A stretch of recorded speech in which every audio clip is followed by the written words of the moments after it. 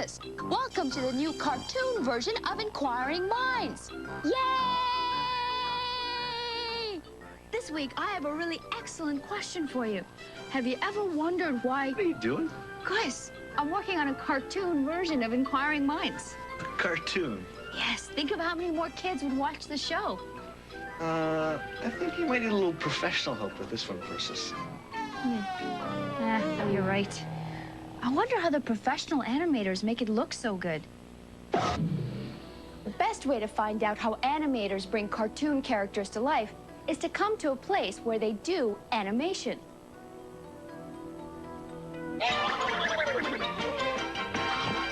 The Animation House in downtown Toronto specializes in animated commercials.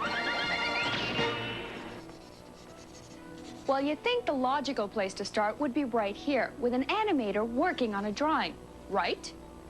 Wrong.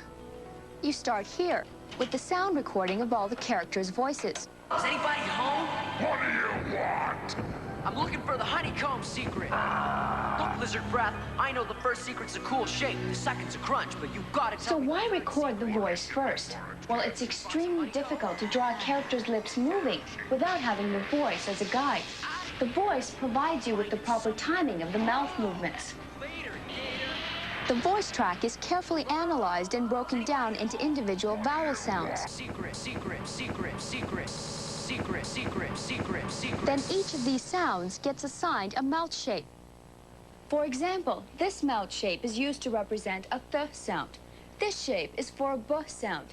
Sheets like these guide the animator and ensure that the character's mouth moves properly in relation to the pre-recorded voice. Is anybody home? What do you want? I'm looking for the honeycomb secret. Look, Lizard Breath, I know the first secret's a cool shape. So now that you have a voice to use as a guide, you can finally start to draw. But how do you make what is basically a static drawing come to life? Well, when the animator has finished his drawing, he places another sheet of paper on top of it. Then he does another drawing, but changes the position of the character, using the first drawing as a guide. Then he does the same thing again and again, each time changing the character's position slightly. What you end up with is a whole series of drawings, each one showing a small piece of the action. But it's still just a bunch of static drawings. Where does the movement come from? Well, when you flip from one drawing to the next, the object in the drawing basically disappears from one spot and then reappears in another slightly different spot. But in real life, objects just don't suddenly disappear and then reappear somewhere else. To get from A to B, they have to move. When you flip between drawings, your brain jumps to the logical but mistaken conclusion that the object must have moved. But there's one problem. To get smooth-looking action, it's best to see at least 24 drawings flip past every second. That's 1,440 drawings per minute. That's over 100,000 drawings in a typical feature-length cartoon. So as an animator, how do you cope with such a daunting task? Well, one way to deal with the workload is to simply divide up the work. Usually, the head animator draws only the keyframes. For example, if a character moves from A to B, the head animator may only draw position A and position B. These are the keyframes. Assistant animators draw all the in-betweens. As the name implies, these are all the drawings that fall in between the keyframes.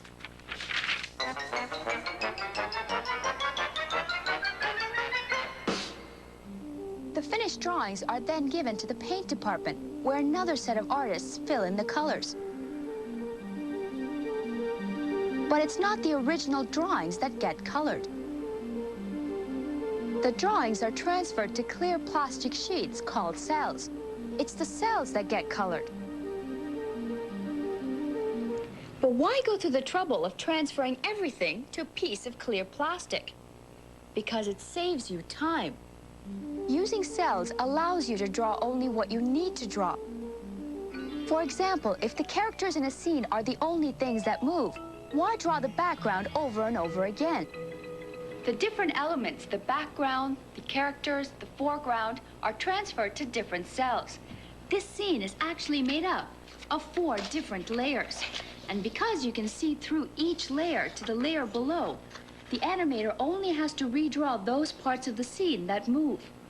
So if you ever stop and wonder why Tetley tea is best, it's because when it comes to taste, Tetley tea folk never rest. Okay, now that you have all these separate elements, how do you put them together to make a finished cartoon? That's where this contraption comes in. It's called a rostrum camera. It's basically a movie camera that shoots down through the layers of cells placed here.